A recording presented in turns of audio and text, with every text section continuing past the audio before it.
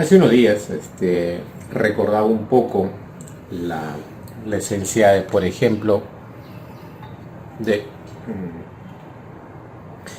qué es volar en un avión, ¿correcto? A veces nosotros, o la gran mayoría de personas,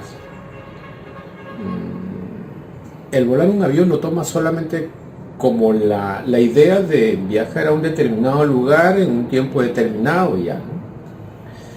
Pero contarles esto es justamente por lo que pasó, ¿no? O sea, nosotros hacemos un viaje en el interior de acá del país y al momento de aterrizar hay una turbulencia, lo que genera un poco de miedo.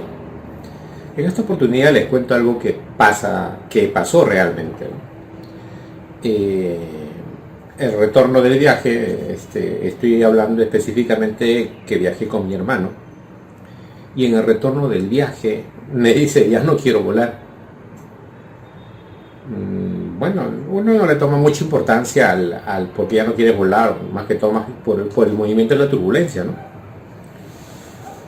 Pero si podemos analizarnos un poco entre esta escena de volar en un avión y luego ya no querer hacerlo porque tienes un poco de miedo o tienes temor a que vuelva a suceder eso, entonces se genera como una idea, digamos, diferente de pensar en lo que es volar. Entonces vamos a hablar de dos puntos muy importantes acá. Uno que es lo que es volar y otro es la sensación del volar. Pero ¿por qué lo traigo esto digamos, a este pequeño vídeo? Cuando nosotros, las probabilidades de riesgo de un avión en razón de uno de transporte terrestre, las probabilidades de riesgo de un accidente vendría a ser, por ejemplo, que el carro o el transporte, o digamos, sea el bus, tiene más probabilidades de riesgo de accidente que el avión. Pero la diferencia está que en el transporte los accidentes pueden ser leves. O sea, no podrías tener un accidente, digamos, fatal. En cambio, en el avión, si existe un accidente, la probabilidad de vida es casi nula. Pero sin embargo, cuando nosotros abordamos el avión, nos especifican una serie de requisitos que debemos de cumplir dentro del avión. Cinturón, las mascarillas, la ubicación del equipaje, en caso que hubiese un tipo de naufragio, cómo poder cubrirte, en fin, una serie, las salidas, accesos, en fin, todo. Ese es el común denominador cuando uno viaja en el avión, sabiendo que las probabilidades de que suceda un accidente no vas a vivir, ¿sí? En cambio, en un transporte terrestre sí.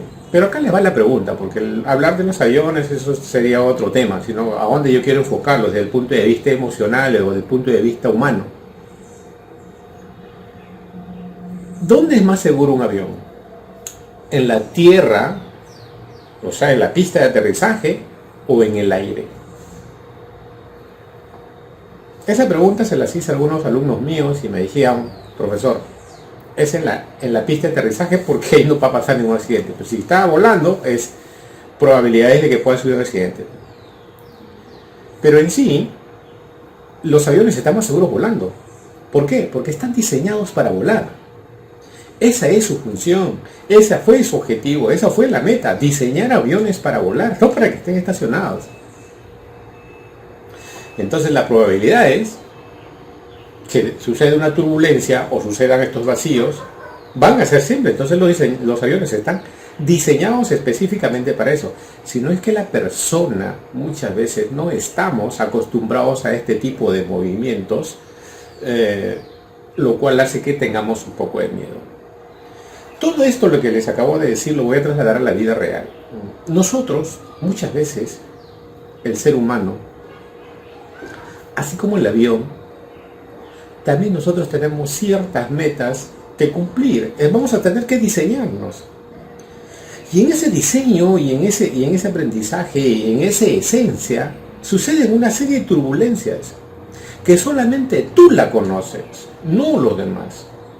Y al conocerlas nosotros propiamente, estamos entendiendo de que en la vida existen situaciones y razones fundamentales por las que tú pasas en esa situación.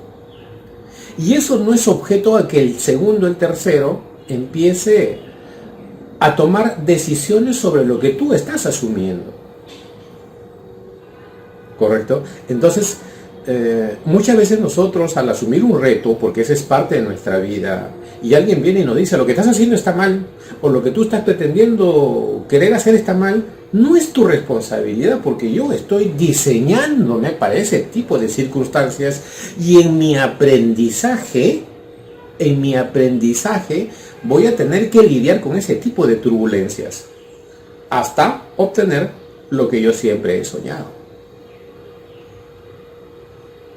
Es una de las razones fundamentales muchas veces en la vida, que muchas veces los sueños se van frustrando o se van agotando porque existe mucha influencia de las personas terceras. Y nosotros permitimos de que esos estén entrando, hasta que van distorsionando todo aquello que nosotros soñamos, sabiendo que poco a poco tenemos que diseñarnos toda una estructura, porque esa es la meta. Esa es la meta, o esa es la razón fundamental por la que muchas veces nosotros hacemos una vida. Lo que comúnmente decimos, ese es mi propósito de vida. Entiéndelo, compréndelo, yo tengo que asumir mis retos, tengo que velar por todas las circunstancias buenas y malas que sucedan, pero ese es mi reto. Y yo, como dice, aprende a volar para que sientas lo que es volar. Y después aprende a aterrizar, porque también las caídas no resultan siendo tan, digamos, apacibles o simples. Entonces, en el aprendizaje del vuelo, tengo muchas cosas que yo tenga que entender. En mi aprendizaje de vida es como el primer vuelo. Y si yo no lo acepto, no lo voy a poder entender. Y los demás que sigan con el temor, porque tú no eres parte de eso.